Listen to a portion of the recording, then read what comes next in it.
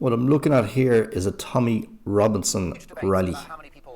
He organised, he was one of the main instigators behind it anyway. September the 13th, 2025 March. The United Kingdom Freedom of Speech March. That's what it's called. It was a big march in London. I admire Tommy Robinson. Loads. He was awake before everyone else is awake. He's one of the first people to wake up to see what's really going on with everything.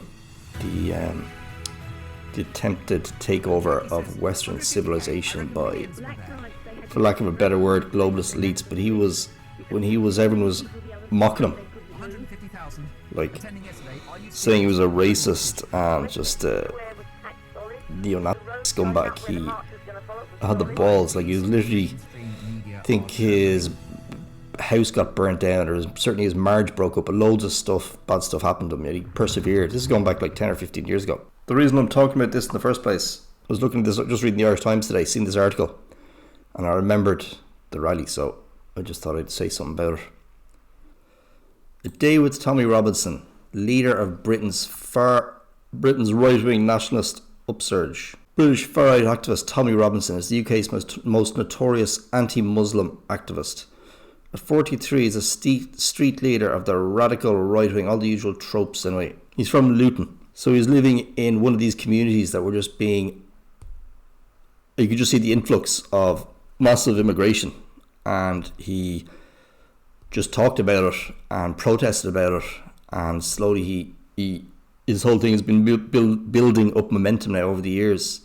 And I think the big thing that was that he highlighted was the case of the Pakistani grooming gangs, which looks like it was a very orchestrated campaign to RAPE, can't even say the words in these jokes, and he pointed the finger at it, and it was all totally suppressed. You wouldn't heard anything about it, but it's coming out now that in fact he was right. It looked like he was right, and I think Keir Starmer and all had a big part in suppressing it all and blacking his name, but now I think they're all coming around. They're even having separate more inquiries to show that what he was saying was happening actually was happening.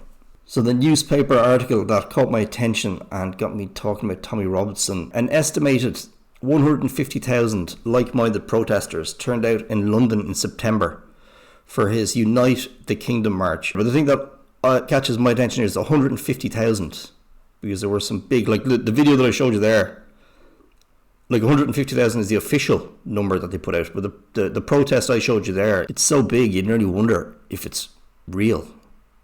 But there's a lot of detractors underneath, and they're not querying whether it's a real clip or not. They're querying the size of it. Still peddling that BS. There were 300,000 tops, and I'm a fellow patriot.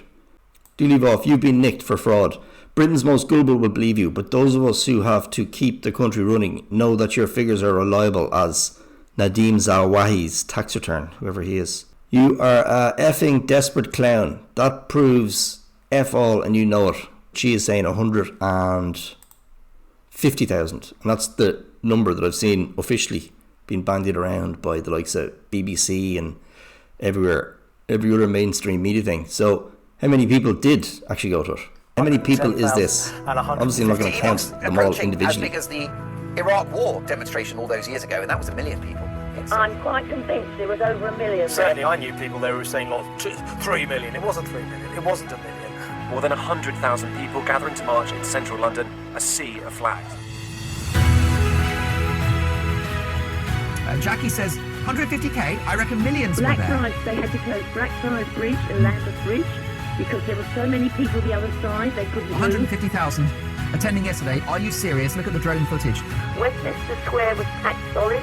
The road going up where the march was going to follow was solid. The lying police and mainstream media are trembling. What is it? Crow Park, the Pope.